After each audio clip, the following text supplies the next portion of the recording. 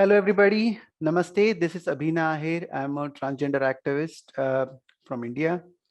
While we discuss about the strategic planning till 2030, we as a board member who has successfully completed more than a year are constantly thinking about the future of SRHR responsibilities, sustainability, governance, and accountability to our clients and to our MEs.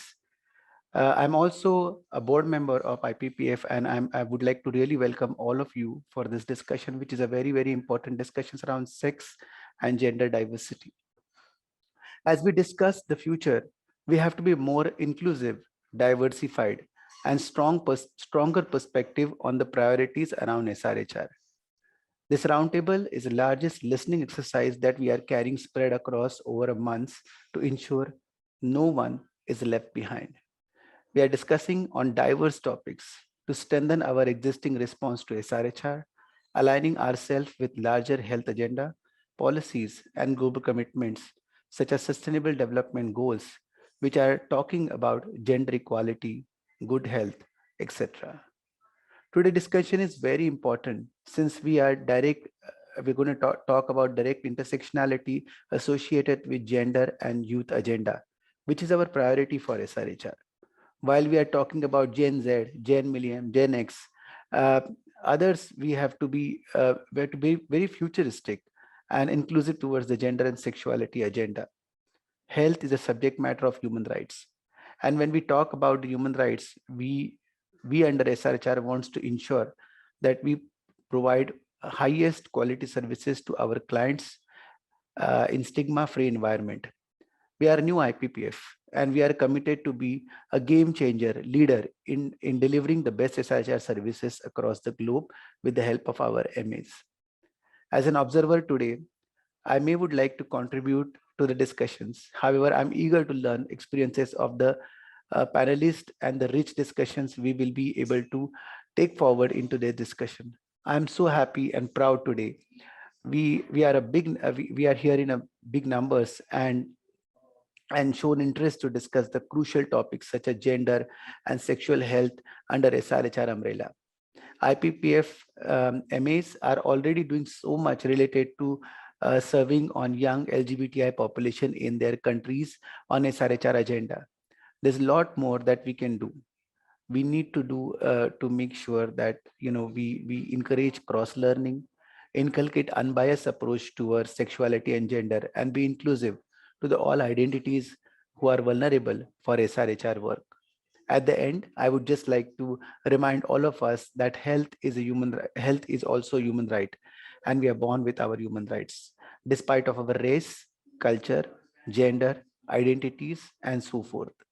So let's unite today and gather discussions around how we build stronger agenda on gender and sexuality in our forthcoming strategic plan for IPPF today itself. So best wishes all of you, and I really look forward for this discussion. Over to you, Tor. Thank you so much.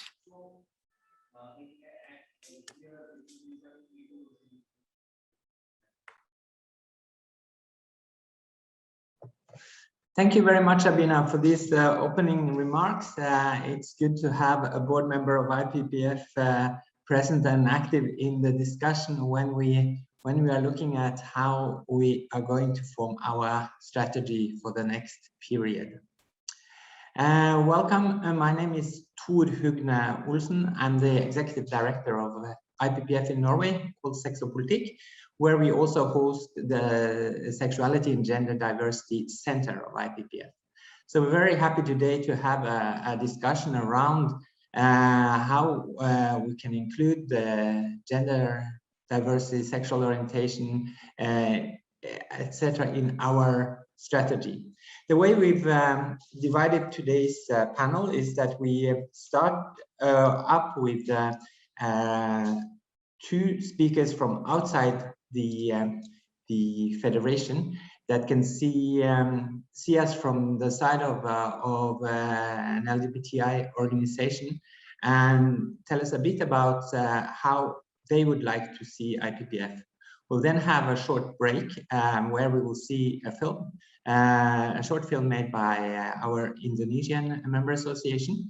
And then we'll have a second panel where we hear experiences from some member associations that are already doing good work in this area as an inspiration for all of us. So the first speaker we have today is Nolene Nabolivo, who is the executive director of Diva for Equality in the Fiji Islands. She's also the convener of Women Defend Commons Network. So welcome, Nolene. I'll give the floor over to you. Thanks very much, and I really want to say thank you for the opportunity to speak at a strategic planning exercise for such a large and old organization, and one that works on an issue that is really dear to my heart personally, but also to the set of work that Diva for Equality has been doing for 10 years. So the first thing really is just to say I won't spend too much time talking about who we are as an organization, because I really wanted to really kind of structure the comments as useful for IPPF, but to say that we do 5 work streams and that they range from a focus on bodily autonomy and SRHR and SOGISEC as the first work stream. The second is the interlinkage between social, economic, ecological, and climate justice. So really an interlinkage perspective that comes from very old work from Dawn and others in the South feminist movement. The third one is about sustaining ourselves as activists and as communities of activists and as social movements, because we're finding a lot of trauma. And obviously last year and the year before, we had some of the largest numbers of environmental activists for one thing, and also human rights defenders who've been attacked on a daily basis. And we have one of our very strong West Papuan activists who just had a bomb thrown at her parents' house, Veronica Coman. So, these things are happening on a daily basis, and we have to defend ourselves and our lives. And then the next thing is about urgent action. We're from a climate frontline region, and there's COP26 work that's going on right now, and everything that we do has to be around the politics of climate justice and of disaster risk and response. And then the last one is really, how do we sustain ourselves as an organization? We're not huge, and we really work beyond our means all the time. So how do we make that something that is about a care economy and transforming that as well? So the first point I wanted to make is that I think that every one of us, including IPPF, has to constantly inspect its roots. How did it come into existence? How does it exist? For what constituency? And that means both intersectionally right now, what is not just the diversity, but the inclusion tactics that are being used by IPPF, but then also more broadly, what kind of space do you take within the movement? What kind of space can you activate within the movement? And other social movements? How do you link with things like the climate justice movement? How do you work in the Pacific as opposed to how you work in Africa and Latin America and Asia? So those kinds of questions are core. But then also it's about the transformation of the organization on an ongoing basis. One of the things that we talk a lot about is if you don't touch the core problems and tinker around the edges, then we never get to the heart.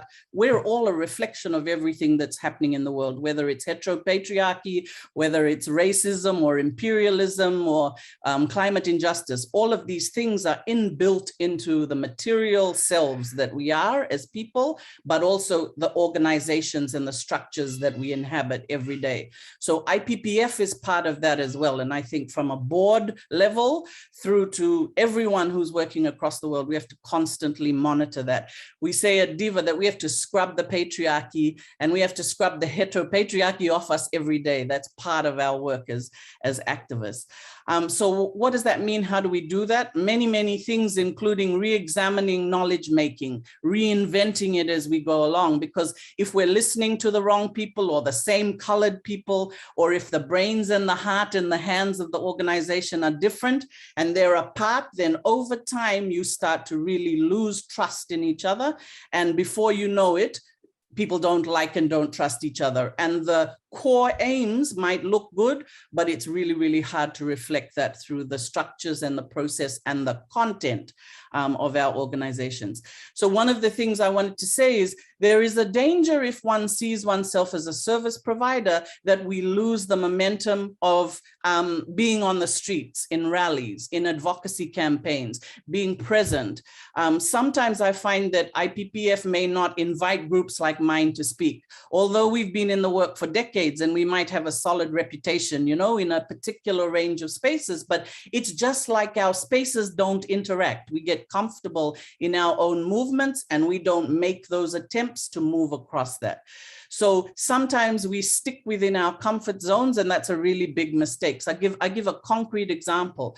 We had an emergency contraception issue lately during COVID-19, and I worked with UN Women and the Ministry for Women, but not with IPPF. And one of the things that we have to do better is work out why. Is it just that we don't have the context, or is it because we see ourselves as doing separate parts of the work of sexual and reproductive health and rights, when really it isn't? And so one of the things is that a lesson is that we have to be very clear on our North Stars within our organization. If they are about human rights and bodily autonomy and sexual and reproductive health and rights, if they are about sexual orientation, gender identity and expression, sex characteristics, if we don't lose the intersectionality and feminist interlinkage frameworks, then we will be there for each other when the need arises. Otherwise, you're not sure. Is this group an ally or are they an accomplice? And those are very different kinds of organizing, not just in terms of the base building and what we know of each other, but actually when the rubber hits the road, who are the ones that we will work most closely with? And you have to build that sense of trust over time. It doesn't just come. You have to build it in many, many ways and in a very explicit way. Because one of the things that starts to happen is we have to do that value checking. And we have to keep doing it all the time because there are slippages. It might just be that we're not comfortable being with someone in the room who is gender non-binary. And then before you know it, there are others who are not inviting someone into the space on a regular basis. It might be that we kind of like you on climate change, but we really don't like your politics around fighting gender ideologies. So maybe we just won't bring you in because it's a little bit too uncomfortable when other groups are in the room. So being comfortable around critique and conflict and being able to challenge yourself to go anywhere to talk about SRHR and SOGISEC, refusing to be spoken about only as one part of your identity is really an important thing. I think I'm on 0, right? Shall I stop now, Tor? I think I'll stop. Okay. Thank you, Tor.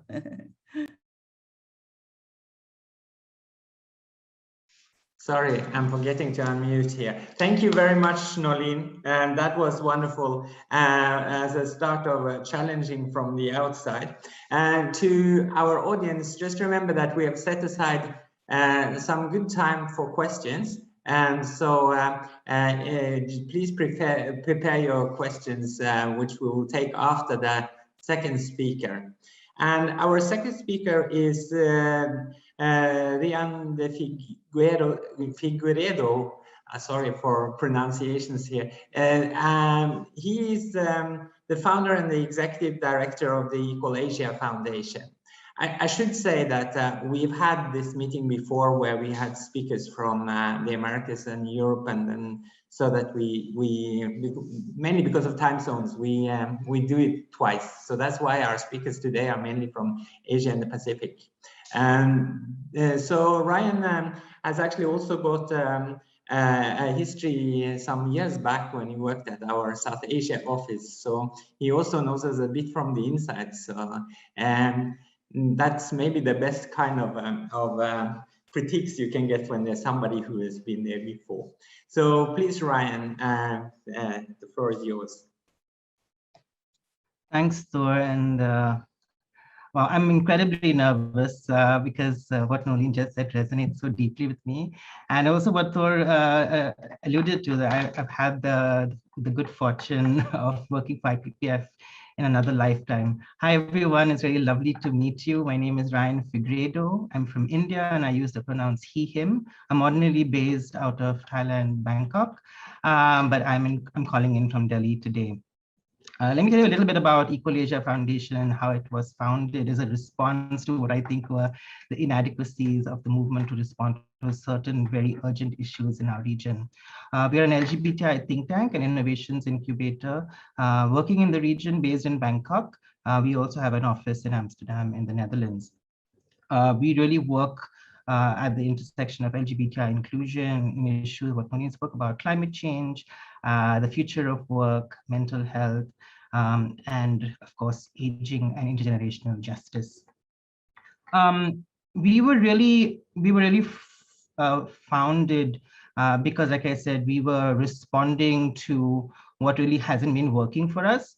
I'm not saying that we completely offer a completely different value proposition, but really what we bring to the table is closing the gaps and really kind of looking out for those who are being left behind in the region.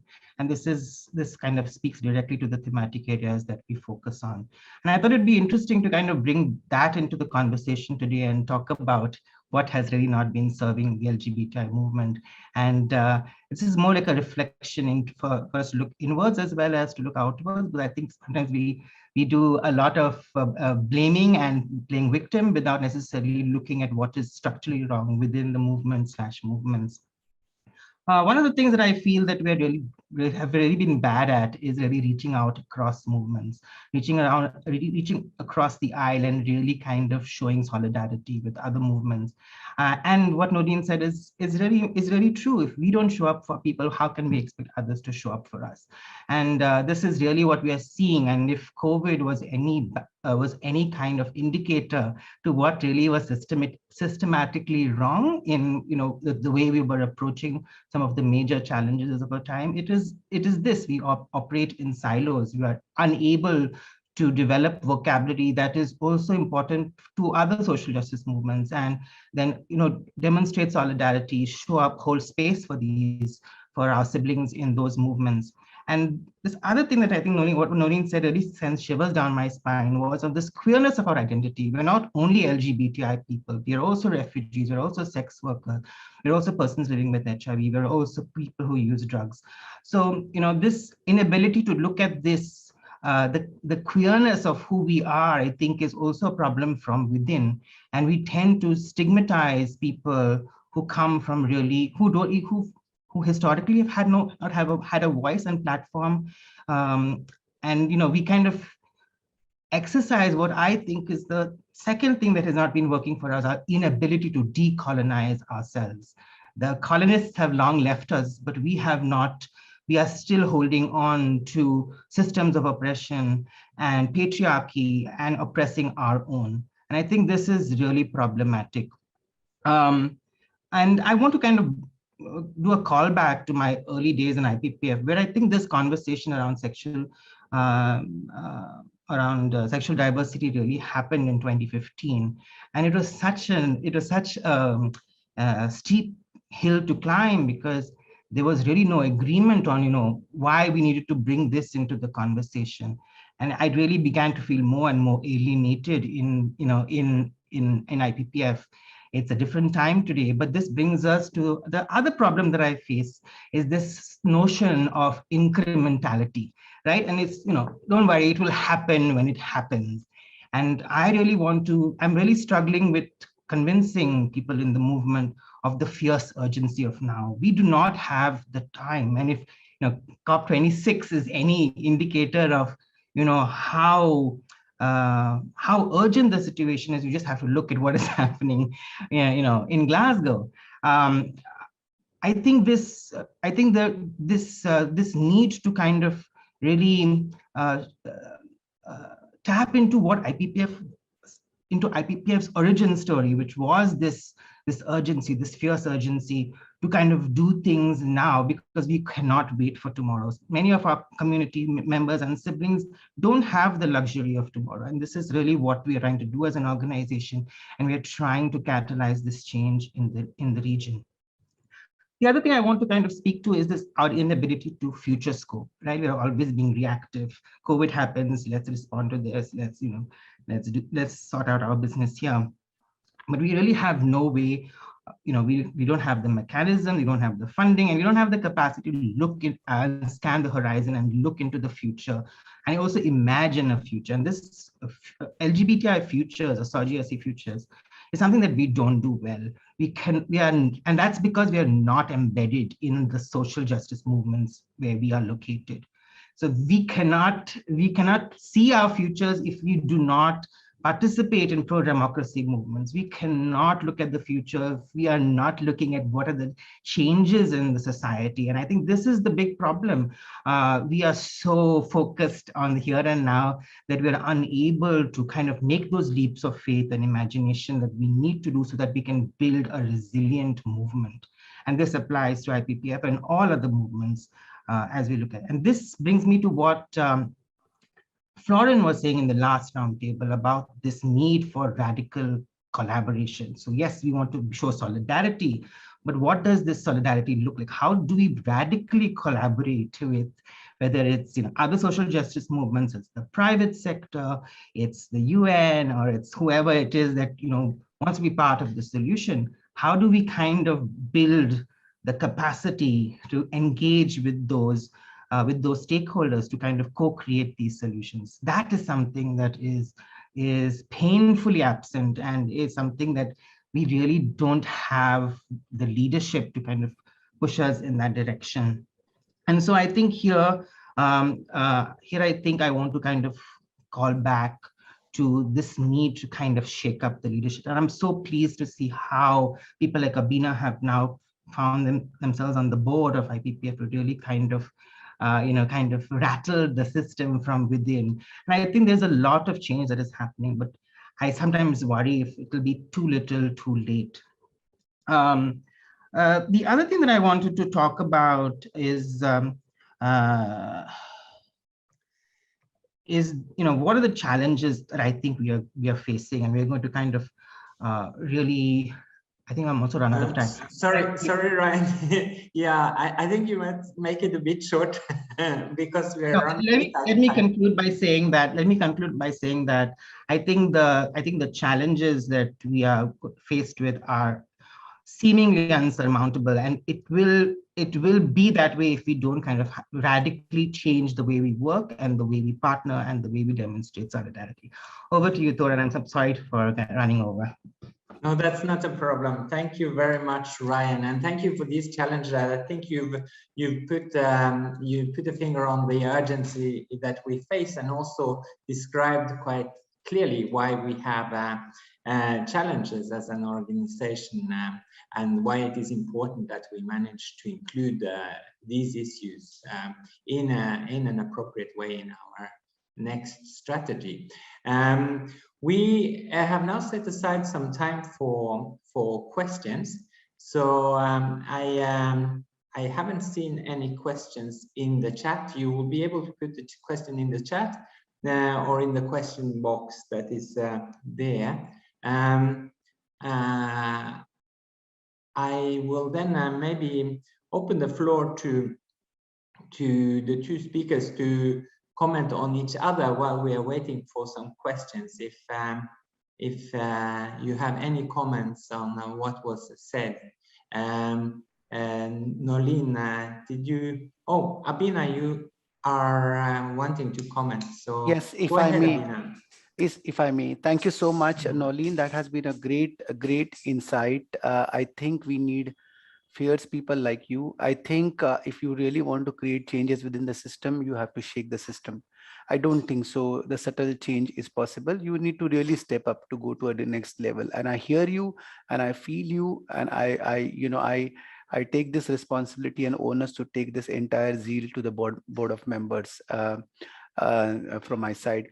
Ryan, I hear you that, like, for example, a lot of our community members are into urgency, and we have to deal their issues now rather than waiting forever to create that change. When you are working within a system which has a multi-layer governance structures, a responsibility towards clients, responsibilities towards the MAs, As a board member, as a secretariat, and all of us always has a very good intentions. In fact, we have a very strong intentions to create a difference, and that's why we are having this listening exercises. And if you look into our strategic plan that we have created, the theme of the strategic plan is around love, pleasure, and care. So these are the very important, topics that we are discussing right on the face and not putting them under the carpet while we are discussing around SRHR. While I just want to say that we are not at the best, of course, I just want to acknowledge that, but the intention and the effort is more than 100% at this point of time. Where we will reach immediately, where we will reach over the period of time, or where we will end up having what kind of an outcome on cross-sectionalities and discussion around, specifically discussions around, addressing the issues of non-binary people or LGBTI people at the forefront, is something that is not only an onus of IPPF, but that principle has to be cut across with the MAs as well. And I think this discussion that we are having and the inputs that you have made is extremely important for us to record this. This entire discussion is getting recorded and it will be further formulated into a report. This is not just a discussion, but everything, all the things that you are saying, all the points that you are making is going to sink into the larger program that will sail till 2030. So it's a big opportunity of a listening exercises, and you are the important people of this entire, think tank, and that's the reason why. Thank you so much, all of you, for contributing. So we can go to the question in the, or the comment in the chat then. It's from Caroline Hickson in our Europe office.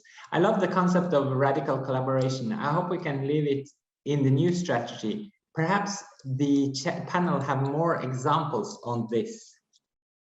I don't know if Nolene or Ryan wants to come. Nolene looks like she's unmuted. Go ahead. Sure. Just quickly, I'd say, I mean, there's two parts that I wanted to speak on, but the first one is one of the things is changing, like really, honestly, changing the way that we see knowledge and epistemologies, and saying multiple forms of knowledge are necessary in order for us to move to a different kind of tomorrow. So for instance, an example is, there are sets of work around text advocacy that we really need to work on, because some of the things, we have a lot of kind of oral declarations and statements, but when we get governments who go into these spaces, often, even the most basic SRHR and gender identity and expression and sex characteristics, when that comes into the discussion, it's like, okay, I can't handle this. And then no one takes the text forward, and text does matter. So that's one thing, because we might have, fought for this particular set of text for 20 years. And then all of a sudden governments go, okay, well, at this meeting, we're not going to push that hard because there's only 2 of us from a small island state, for instance. So there are issues around many things to do with the size, to do with the background in gender work that they do, if they're the only one who's in the room. But the second thing is, we had one woman minister, for instance, who'd never even been to an informal settlement. And for us to be able to kind of go with her and work with her, and from a good place, like not kind of using it as an opportunity just to ridicule and shame, but to say, well, okay, so you need to get to know the communities that you say you represent, the constituencies that you say you come from. And then another one, a much more progressive minister, actually went with us to an outer island, to a maritime area that she'd never been to before. And that particular set of work also, I would say, radicalized her, shifted her in her politics, because she was in a very different kind of context. One of the things that DIVA's doing is, next month, we're moving our entire organization to another part of the country that's underserved, because we know that we have to be present in other physical spaces if we are going to put our money where our mouth is, and our mouth where the money is, which is saying, okay, this is where we need to be, and not in the capital, Suva. So there are things that we practically can do.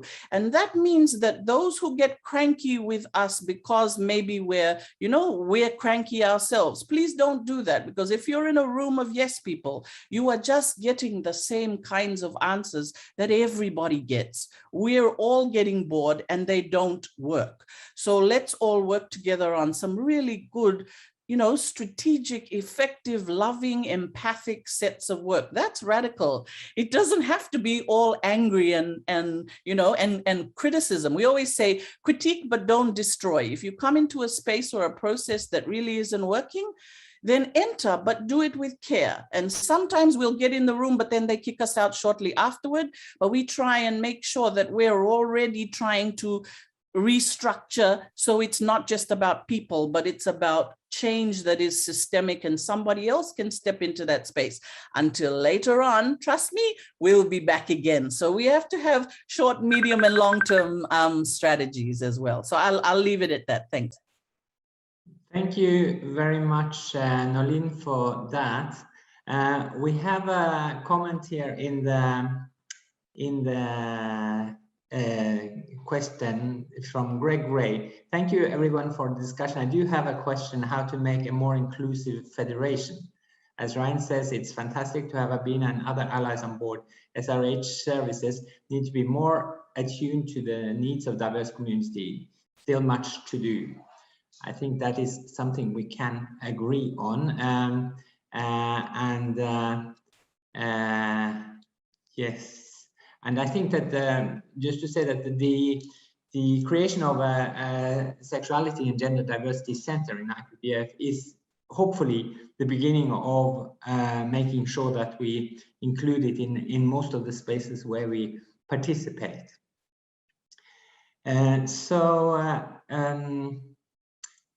If I don't see any more questions, then I think we can go to the there's a new question here. So let's take this one before we go to the break. What happens if IPPF does not heed these recommendations for urgent radical move and change? Now, I think Ryan was saying something about the urgency in this. I don't know if you want to add anything on what you already said. Oh, I have something to say though. Yeah, I mean, please go ahead. I think IPPF has seen the repercussions of not having its ear close to the ground over the last 5 to 6 years. We've seen that major tumultuous part of IPPF's history really kind of shake up the leadership and shake up member associations and cause people to really question the need for such a big organization in the very first place. So it's not as if these repercussions have not already touched the federation. They have already, and like I said, if not now, when, if not us, who? So I think this is really important to kind of take all that into consideration and use this as an opportunity to kind of reframe the way IPPF also, and also its partners. I'm not just saying this is not an IPPF problem. I think it is a problem of the broader movement as well. I think the moment we stop looking as clients as recipients of services and more as partners of the change that we want to see on the ground, we really will not really move very far. And also that these partners on the ground are also embedded in the social context of the place where they come from. I think this is another very important thing. The second thing I want to say around this is that I think the donors are beginning to feel the pushback from communities, and they're beginning to see that there is a bigger call for decolonizing aid and for kind of really putting communities in charge of where the funding is going. And if IPPF does not get its act together now, the communities will speak at some point, and you will see the work becoming more and more irrelevant to the communities who you actually are intending to serve. So I think it is, it's really important that if you continue to want to remain relevant, and that holds true for us as well, we really need to keep our ears closer to the ground and really bring those people with lived experiences to the drawing board to kind of to design what it is that we want to do. And I'm really glad this is a start. And we really need to kind of work together on this. Thanks, Thor.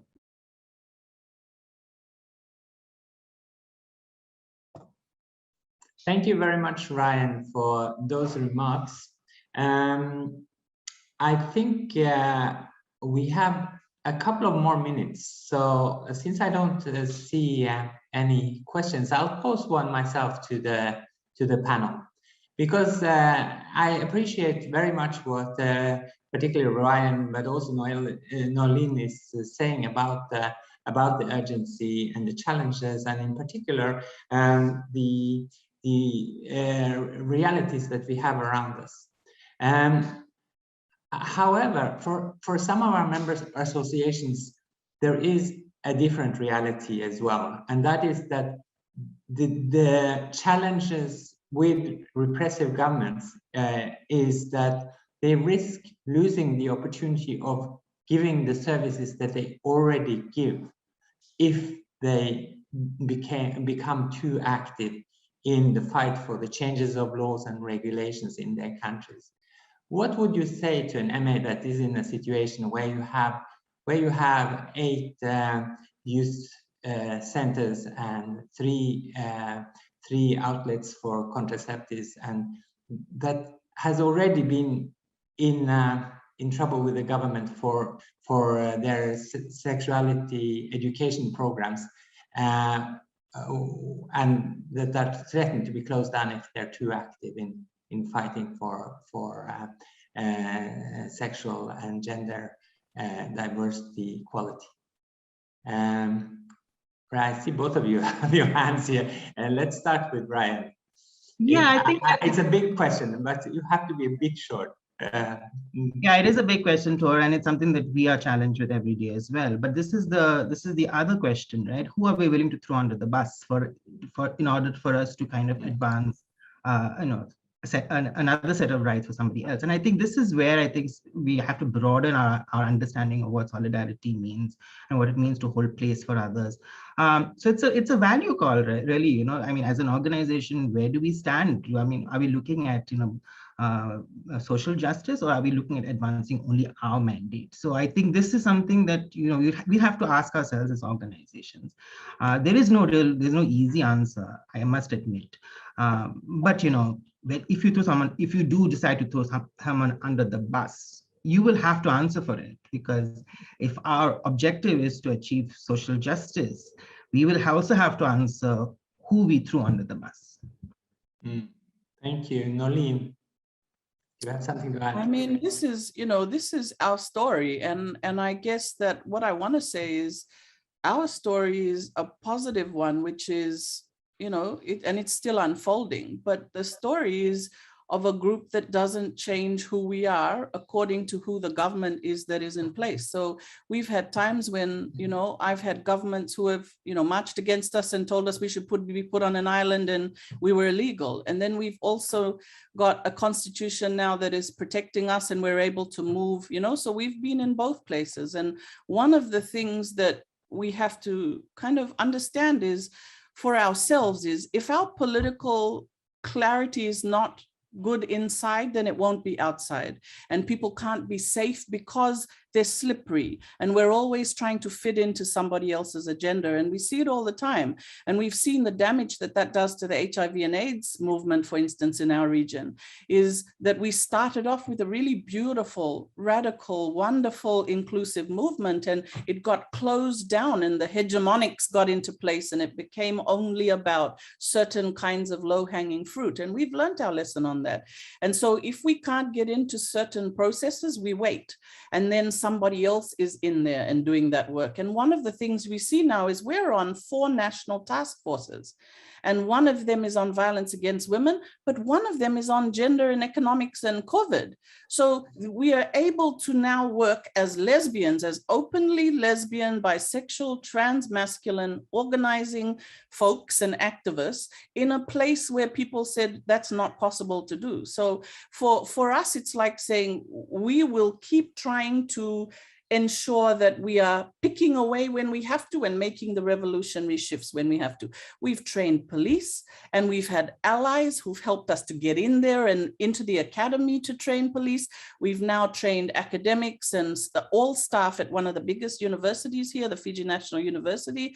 And we're now looking next year to train parliamentarians, to do that work with parliamentarians. So for us, it's like, I think our biggest thing is you have to be fierce and uncompromising, and you can do it in a loving and healthy way. If you yourself say, we refuse to be less than who we are as whole people, then others also have to meet you there. Eventually, There are some who, there was 10 years ago when we couldn't get into the oldest, most conservative set of Indigenous women's organizing. They are now our closest set of accomplices working across the country. So we refuse to be less than who we are. We've always said from the very beginning, we will not just come in and speak only on that part of our sexuality that you're uncomfortable with. We will speak on all the social, economic, and ecological justice areas. And it's serving us well. Yeah, thanks.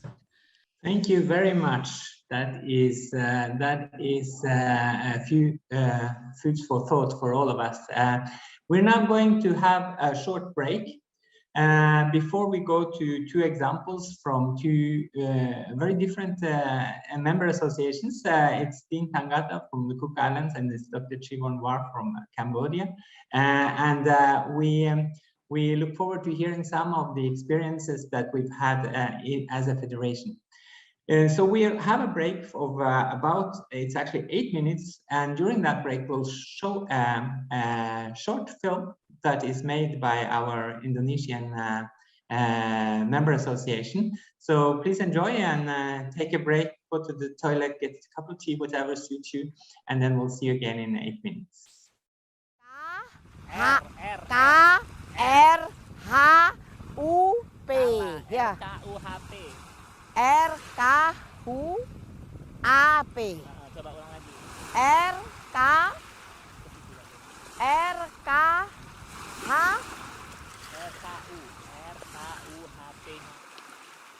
R-K-U-H-P.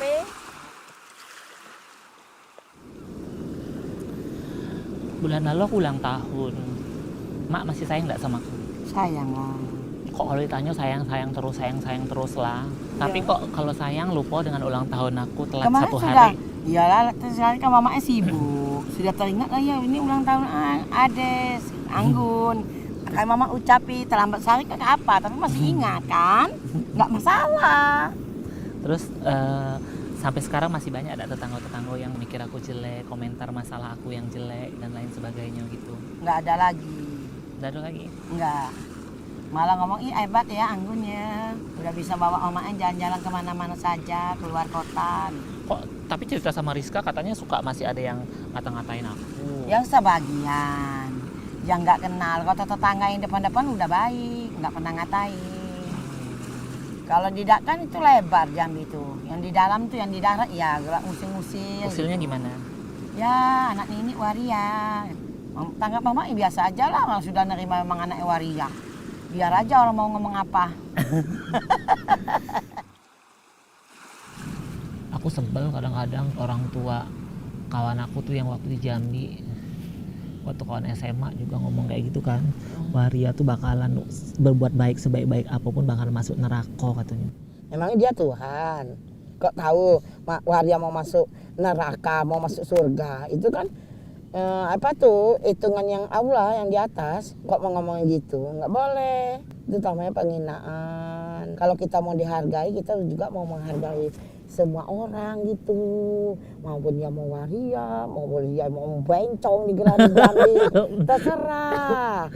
Kan itu kan nggak merugikan orang. Waria atau bencong? Nah, biasa aja kalau di Jambi bencong. Kalau di Jambi kan bencongnya itu liar-liaran gitu, ngamen-ngamen gitu. Nah, Mak, kalau seandainya aku diketokin cowok terus aku dicolek-colek cowok, menurut Mak aku kesenangan atau tidak? kesenengan lah kayaknya. Enaknya, Iya. terus kan salah enggak? Ada? Jadi itu Kelihatan cantik katanya si Anggun. Nah, salah itu. Jadi sebenarnya itu tuh masuk dalam pelecehan seksual. Kalau sama sembarang orang digituin kan kita jadi benci, nggak suka gitu. Tapi kan dia kelihatannya cantik gitu, cantiknya cewek tuh gitu, Tapi makanya itu- ketok-ketok nih Ya tapi itu nggak boleh. Nggak boleh, ya? Emang Mak kalau sananya diketok-ketokin orang terus pantatnya dipegang-pegang sama orang seneng? marah lah. Tuh ya udah, kalau Mak marah aku juga marah. Oh, kirain nggak marah. Itu kalau dibilang, ih itu laki-laki atau perempuan ya kan? Itu gimana? Waria marah nggak? Itu juga bikin nggak nyaman, tapi tergantung beda-beda warianya. Iya. Itu juga lah kesempatan untuk Mak ngomong dia itu waria itu trans perempuan, transgender, dia juga tuh adalah bagian dari perempuan gitu. Mak kalau seandainya aku dianggap gilo, Mak marah nggak? Marah lah. Anaknya gila tidak dibilang gila. Terus kadang-kadang Terus kalau seandainya nanti aku dipaksa untuk direhabilitasi, kalau aku masuk pusat ya dianggap gangguan.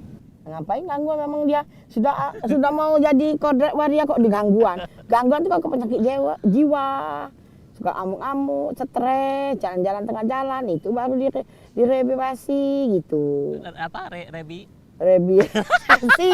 Rehabilitasi.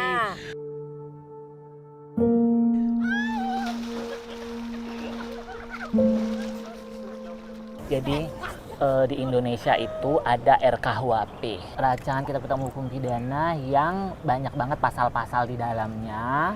Itu tuh bisa bikin orang tuh terpenjara, terutama untuk waria tuh ada pasal-pasal di dalamnya tuh tentang pasal zina, pasal pencabulan, dan pasal penggelandangan. Itu tuh yang bisa beresiko banget untuk teman-teman waria tuh di penjara. Kasihan deh, kenapa harus dipenjarai? Mama bilang gitu aja. Kenapa dia harus dipenjarakan? Kan dia kan tidak merugikan orang. Dia nyaman dengan pasangnya masing-masing. Mengapa harus digerbek? Mengapa dia harus ditangkap? Itu menolak. Karena mama merasa anak mama juga jadi waria. Itu kalau di penjara atau ditangkap kan rugi mamanya, nggak punya anak lagi gitu. Ya kompak kita nuntut gitu. Oh, nuntut? Iya. Sama siapa? Sama yang mau penjarakan tuh. Gimana cara nuntutnya? Tahu nggak? Ya ngapa? Kurang tahu. Kurang tahu, makanya gitu nanti belajar. Iya. Di Jambi ada lembaga bantuan hukum di Jambi. Ajak ibu-ibu yang di Jambi itu semuanya, tetangga-tetangga ma, ibu RT, Mbak Yuida dan segala macamnya, tanya tentang perkembangan negara kita, pasal-pasal yang akan disahkan oleh DPR. Tanya harus kritis, walaupun kerjanya cuma berjualan, walaupun pekerjaannya mengurus suami, mengurus anak, tapi juga harus tetap mikirin keberlangsungan negara gitu loh.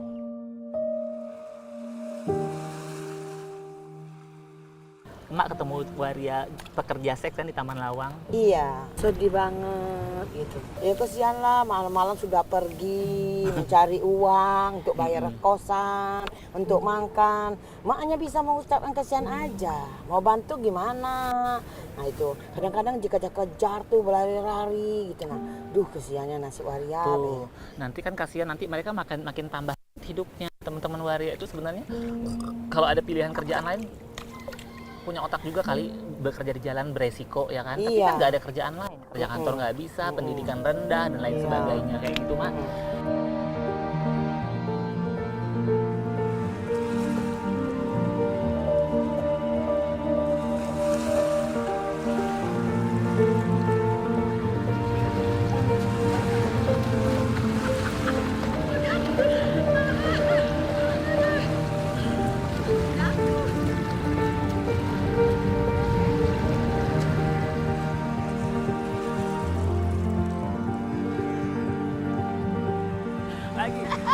Tolak RKUHP ngawur. Tolak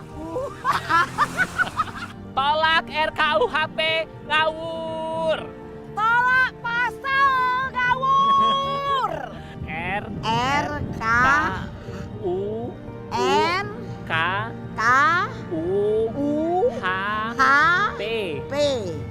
Tolak pasal ngawur.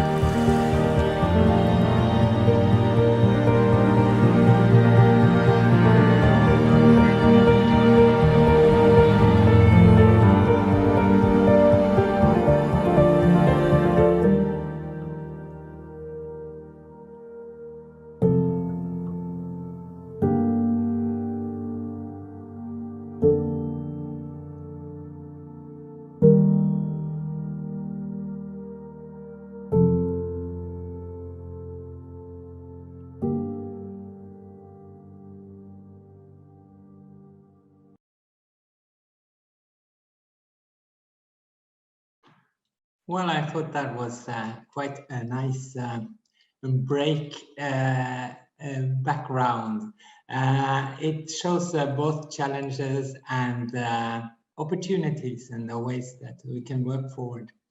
So thank you to Ryan and Nolene as well for setting the scene for our debate, highlighting the realities, opportunities, and urgencies we are facing in this area. It's both useful and necessary to hear from outside voices when we are creating our strategy, and it brings perspective into our debate when we're now moving towards looking more internally at what is being done by some of the MAs that can be an inspiration to work in others, but also can be a backdrop towards where we want to go. We're having two member associations that will present some of their work. The first one is from Reproductive Health Association of Cambodia, where we have the executive director, Dr. Chibon Var, who is going to present some of their work. The Indonesian Family Planning Association and made a video we saw during the break is part of our team of MAs that are linked to the Sexuality and Diversity, Sexuality and Gender Diversity Center that is hosted here from Norway, and so is Hak from Cambodia. So without further ado, the floor is yours, Siobhan. Thank you very much, Tom. My name is Jivon. I'm very happy to have the opportunity to be a panelist for today's important session. That is the Cambodian IPPF member association in East and Southeast Asia, Oceania region. And I said, I'm going to talk about sexual and gender diversity from RAC's experiences. And we have done our work related to sexual gender diversity by focusing on 4 areas. And the first and most important step is our own capacity building. We do this by having staff from diverse gender background, including LGBT people. We have trans people work in our clinics as counselors or clinic providers, as our educators or outreach staff. And as an example, among our 150 staff, almost 20 are disclosed LGBT people. And we develop systems, tools to train our staff, our partners, and to be used by our staff as well. We raise awareness on SOGI concepts among stakeholders at the local and national level through workshop, trainings, forum for discussions, or sharing research finding. And in our clinics, as I mentioned earlier, we have trans people who are our counselor, and our clinic EIMS, Information Management System. We include gender as male, females, and other gender so that we can record and follow up. We can monitor how many other gender clients come to the clinics per month, per year. And our trans counselor and staff work closely with other outreach staff or other LGBT NGO to have referral networks. And we also do advocacy through establishing coalition networking with LGBT groups, as suggested by our previous speaker panelist. We networking with RISE NGO. We complement each other, our knowledge and skills, and together we develop joint statement, call for actions. We do radio talk shows. We celebrate events together, meet together with the relevant government officials at the national and international level.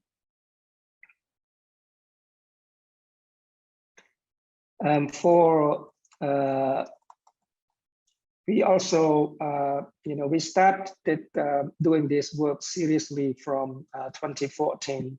And as I shown in this slide, by first conducting health need assessment among transgender people, and we established a baseline.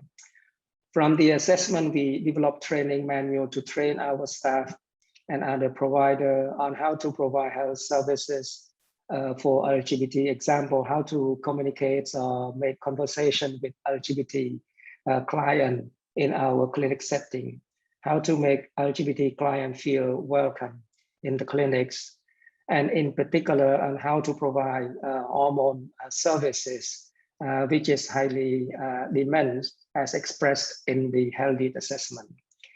So we develop and publish LGBT real-life stories to raise awareness among the public and policy maker.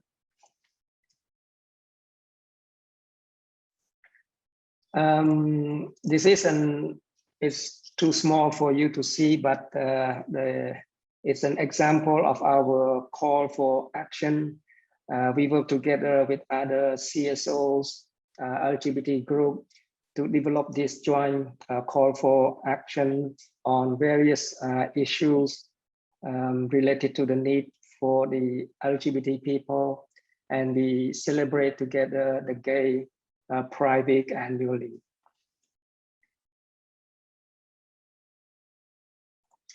As I said earlier and mentioned by our previous speaker, we work to complement each other's strengths. That is seen as a leading sexual and reproductive health and rights. So we lead in integration of SOGI in concepts into our CSE textbook, Comprehensive Sexuality Education textbook, which is under the Ministry of Education. We train our partner on SRHR about how to do health education. SRHR health education for LGBT people. And our partner LGBT group, they lead in advocacy for legal marriage equality for Cambodia LGBTIQ. And another rights NGO, Cambodia Center for Human Rights, CCHR, is conducting or has been conducting analyzing of the current LGBT rights. They lead the group they lead the coalition network in meeting with various government officials who are responsible for rights and meet with the foreign diplomat.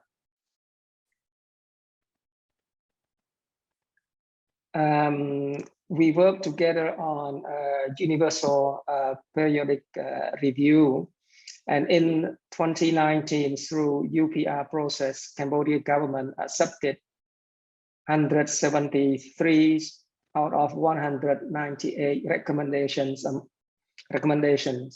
And among the 173 accepted recommendations, 9 are related to LGBT rights.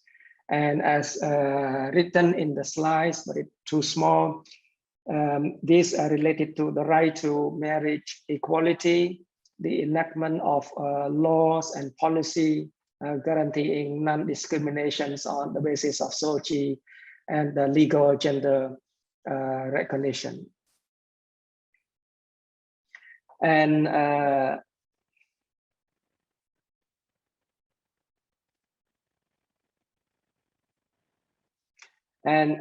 we have done and will continue to conduct joint meeting with our partner.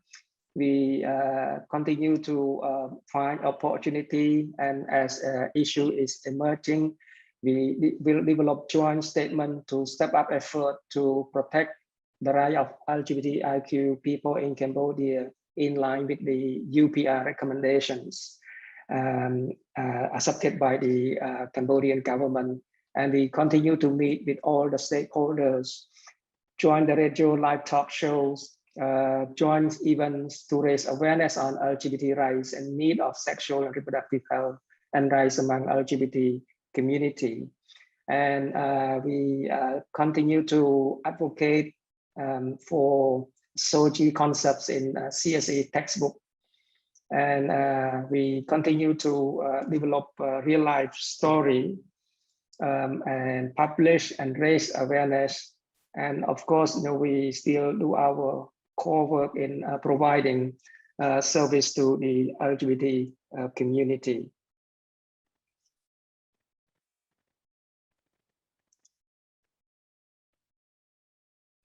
And the last slide, what I want to see is, and as we said earlier, donor country continue to engage, support the CSO on sexual and gender diversity.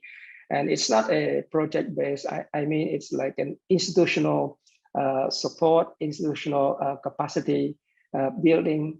The international community continue to support through various mechanisms at the regionals and at the global level. And at the MA level, I think we need to have staff from different genders, backgrounds, and we need to have systematic training, as our previous speaker panelists talking about decolonizing ourselves. And refresher training, we have we need to develop internal system to monitor, and we just need to do it. We continue to learn and share among the MA, inspire each other, and we know a lot already on what and how to do. And we continue to build coalitions, network with other CSO, the right group, LGBT group. And I'm sure that the Secretariat, IPPF Secretariat will continue to engage and coordinate MA to work toward what we want to see happen.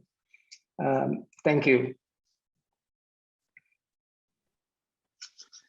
Thank you very much, Chivon. This was a great combination of a practical example of work done and recommendations for what we would like to see going forward. I think that serves as a good inspiration for us all. And I would like to remind everybody that there will be room for questions afterwards, so you can use the chat room or the question box to pose questions. But before that, we will have our second speaker, and it's always interesting to see the size of Asia when you're organizing these kind of events. And knowing that Nolene and our next speaker, Dean Tangato, they're sitting late in the evening, whereas we are here hardly in our morning yet. And so thank you very much to both of you for agreeing to be on a panel when you know that you're way out of normal working hours. Dean is an activist and has been an activist for many, many years at our member associations in the Cook Islands. So we look really forward to hearing some of your experiences from the work. Go ahead, Dean. Thank you so much. Don't worry about the time difference. Time means nothing when you're doing the right thing. Kia ora and greetings to everyone listening in, to our distinguished panel and to our moderator, as well as the organizers of this event. I humbly thank you all for this opportunity. My name is Dean Tangata, and I have been volunteering for the Cook Islands Family Welfare Association, or CIFWA, for the past 11 years. I started when I was 15 as a youth peer educator and advocate. Over the past 10 years, I have seen a significant change in the way the work has been conducted and services delivered. When I first started in our country, there was very little being done in the areas of gender and sexual identity, especially in reproductive health. Now you can see the barriers have been broken down and taboos have been brought to light. A shift in how these talks have been delivered is palpable, and I attribute it all to the tireless work CIFWA has put in to make comprehensive sexuality education a norm in schools and youth organizations, not only here on the mainland, but with our successful outreach programs all throughout the country, even accessing one of our most remote islands, accessible only by a 3-day boat ride and having a current population of 32.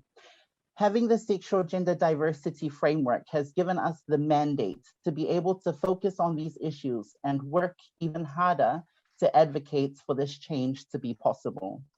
While the core of what we do is comprehensive sexuality education and family planning services, The framework allows us as an MA to broaden our horizons and support the LGBTIQ+ community, of which I am a proud member. In 2015, the Cook Islands Crimes Act of 1969 was being revised, and SIFWA took a brave step forward by submitting a submission to the Select Committee to legalize safe abortions and decriminalize homosexuality and same-sex relationships. I was fortunate and deeply privileged to have been a presenter of this submission to the House of Parliament. The reaction was silence and delayed, giving a false sense of security, yet it shook the foundations of our community.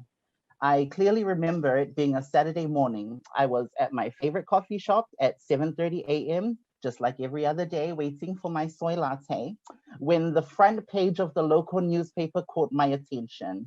The headline read, "Back down on same-sex law reform. A criminal ban on same-sex relationship between men is to be reinstated and extended to women." I didn't realize I was crying until my phone started blowing up.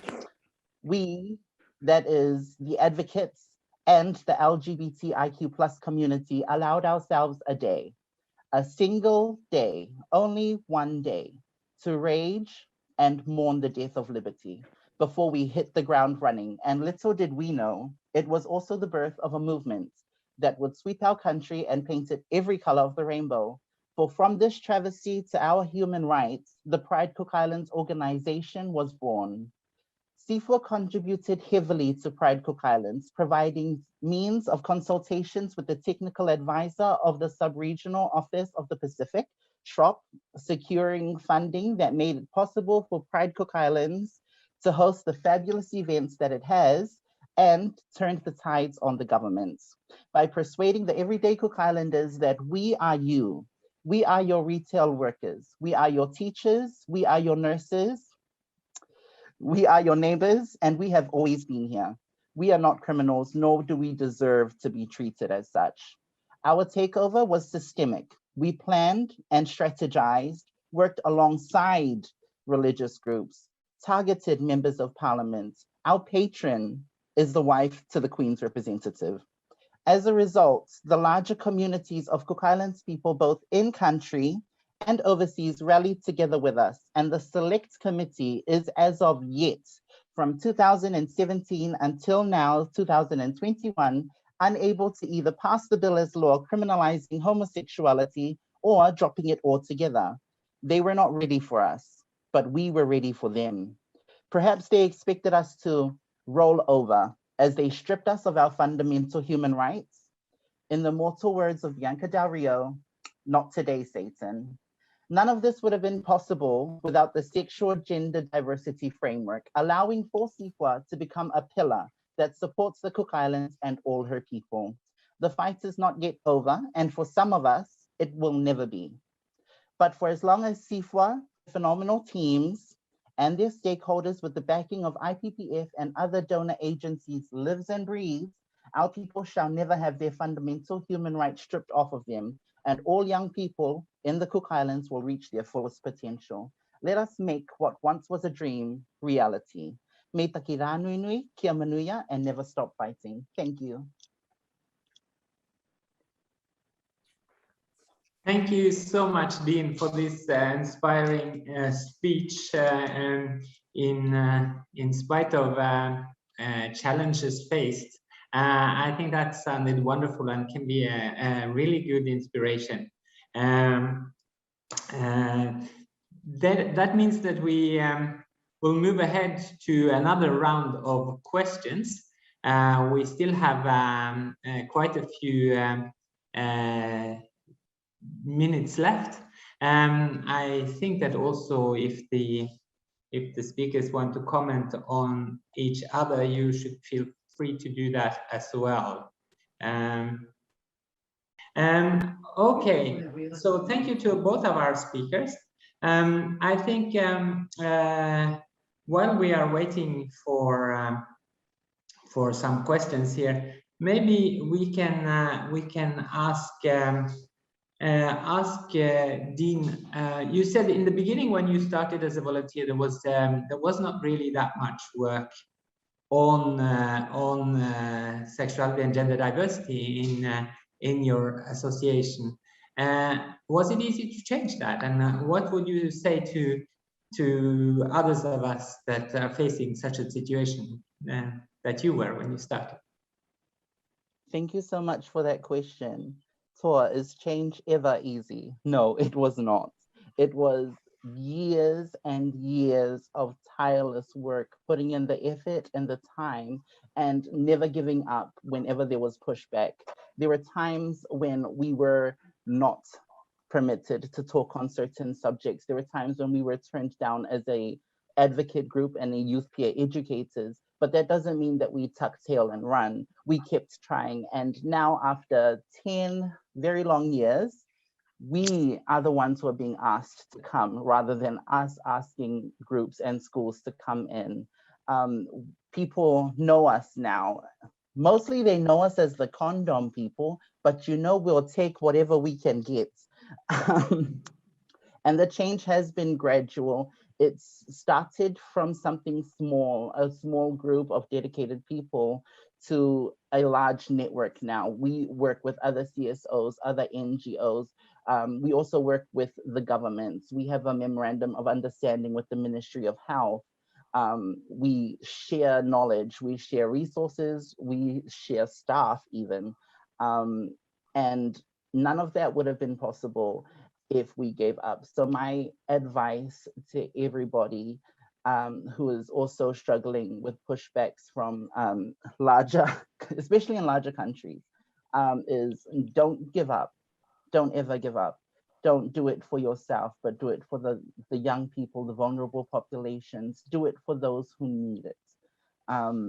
It's not going to be easy, but if it was easy, anyone could do it. That's why we are here. Amazing advocates like Noeline, like yourself. And I think that with a unified front, with a strategic framework that we can all work with, change can be possible. Thank you. Thank you, Dean. And if I turn to Siobhan here, RAK has been seen as one of the success stories when it comes to working on these rights. But I guess that was not always the case. I'm also interested in the fact that you said that that more than 10% of your staff are identifying as LGBTI persons. Could you say something about how you got that far?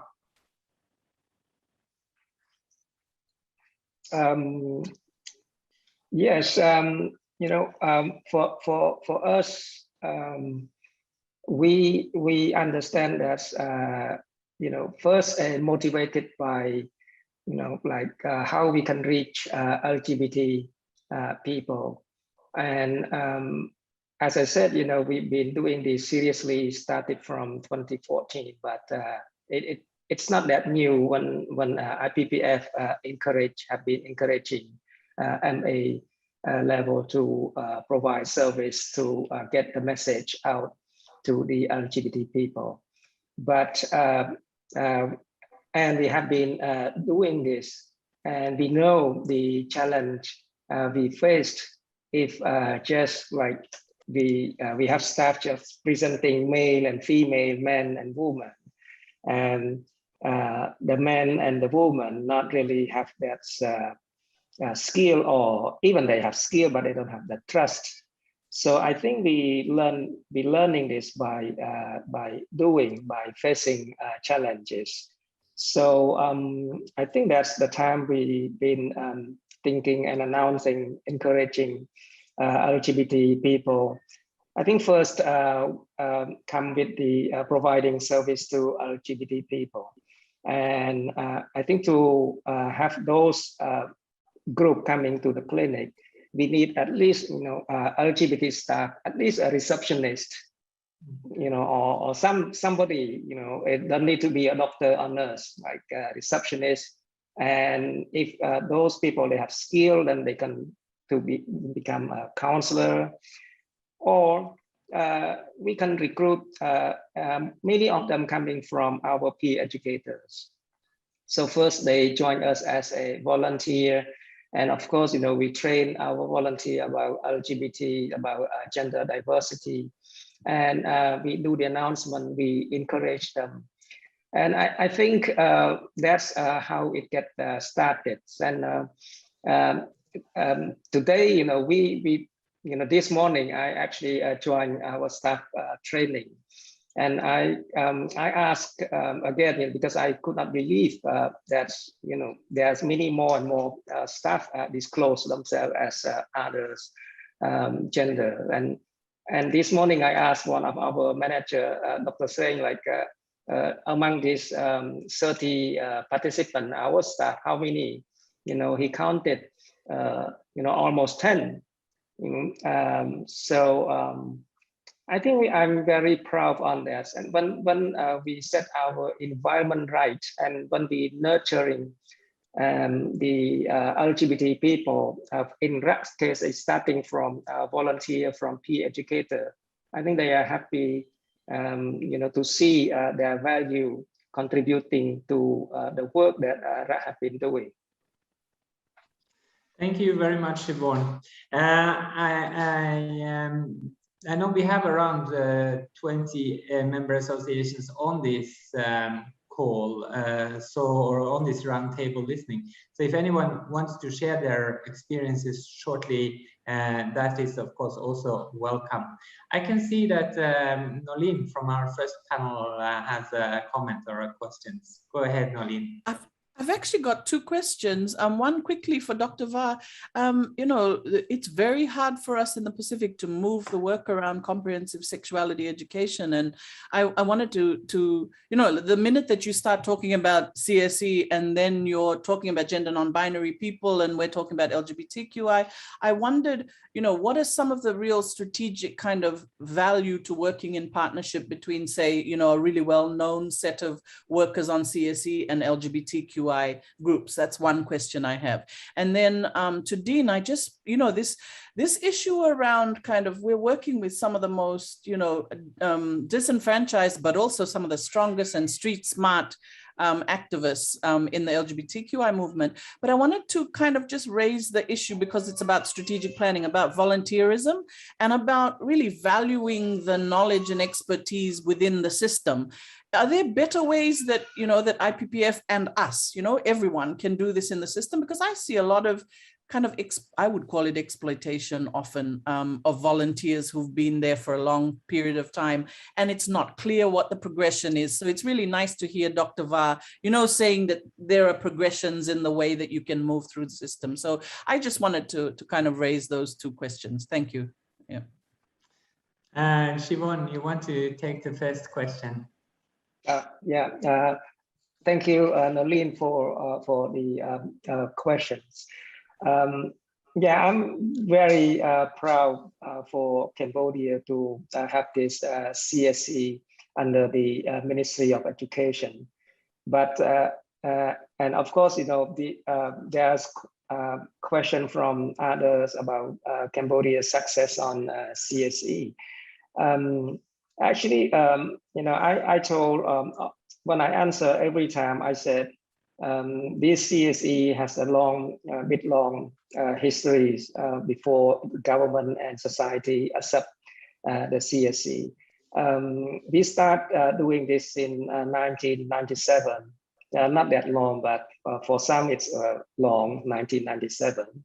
And this was because of HIV/AIDS increasing, and we start talking about HIV/AIDS, and we gradually include the health issue, because the society only see the benefit of health, not much sexuality and socio-religious issue related to sexual and reproductive health. But gradually we including and expanding the scope of the health education, including a more and more comprehensive sexuality education. And then, at one point in time, IPPF, we have a tool which we can use to assess the comprehensiveness of a CSE manual. So we work together with the government, all the stakeholders, and using the tool and finding the gaps. And of course, there's gap on sexual pleasures, on LGBT issue. And we explain to them, this is the standard, not only IPPF, but UNFPA, UNESCO. And of course, they understand because this is from UN agency tool, and they acknowledge the gap. But I think we need to do an ongoing discussion and support and working together with the government. As I said, real life stories in the presentation. We need to continuously collecting and sharing the story. Sometimes it's moving. It's make your heart change, those who have a iron heart. So, I think that's what we have done. And luckily for Cambodia is not that extreme, not that having extreme view on the LGBT group. I think we are a more tolerant society. But as I said in one of the slides about the universal periodic review, there are a number of recommendations, including a more explicit law and policy on discrimination. We have a general anti-discrimination, anti-violence against women, but we need to put the explicit language on preventing violence against LGBT people. Thank you. Thank you, Siobhan. And Dean, will you deal with the second question? I will. Thank you so much. Vinaka Wakalevu, Noeline, thank you for that question. And it's funny that you should ask. I remember when I was the youth representative to the IPPF Youth Forum way back, 2013 to 2015, I believe.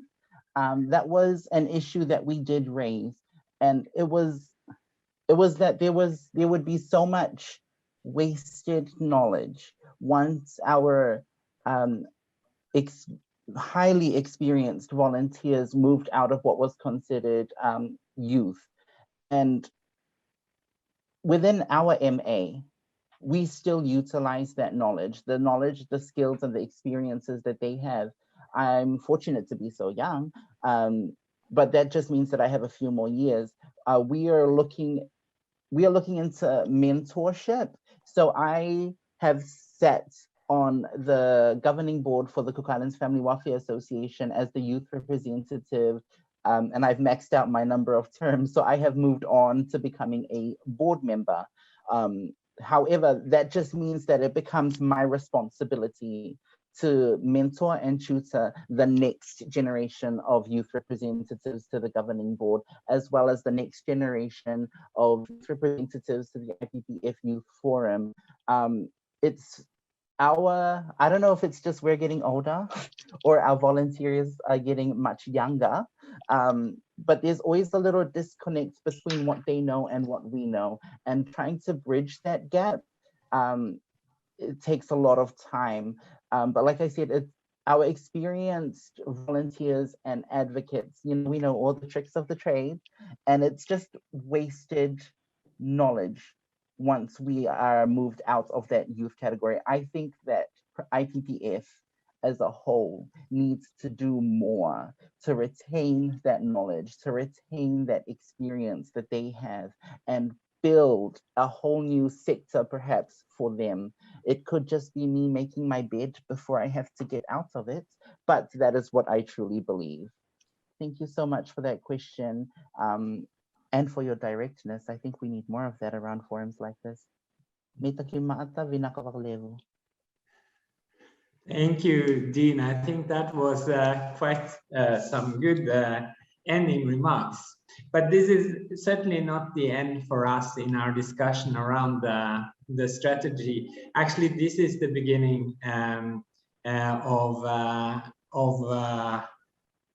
not only discussing the strategy. I think this is for us to make sure that the work in our federation is more inclusive all along, and that we reach our goals of reaching everybody all over.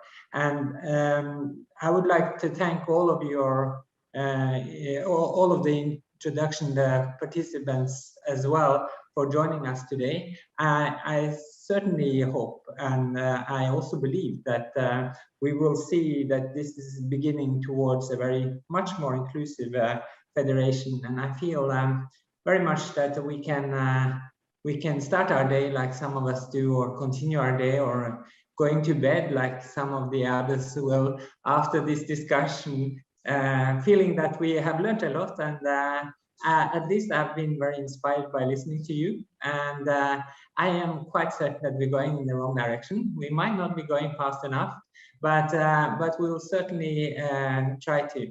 And the challenges with including everybody, I think we know they are there, and we will have to look at strategy of how to overcome that. And with all of your help, I'm sure that we will get there. So thank you, everybody, and enjoy the rest of the day, night, wherever you are. Have a good day. Thank you. Bye.